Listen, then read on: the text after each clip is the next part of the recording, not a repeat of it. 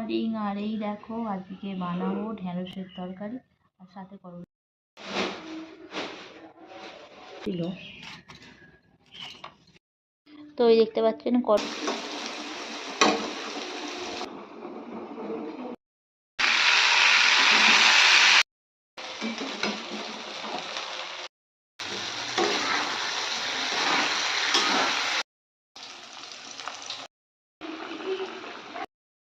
তারপর খাওয়া।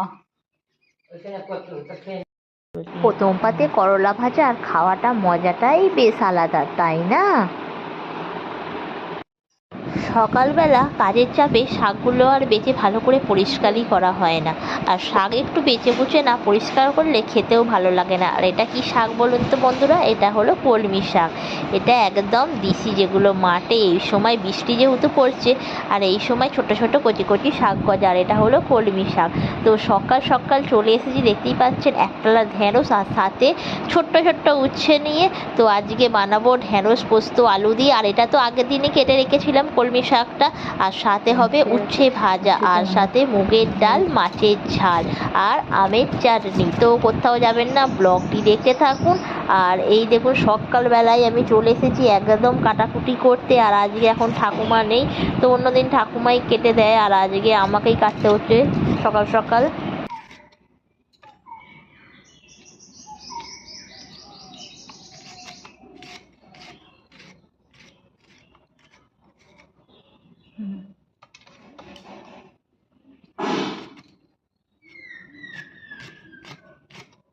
আর সকালে যেমন কাজের তাড়া তেমন রান্নার তাড়া।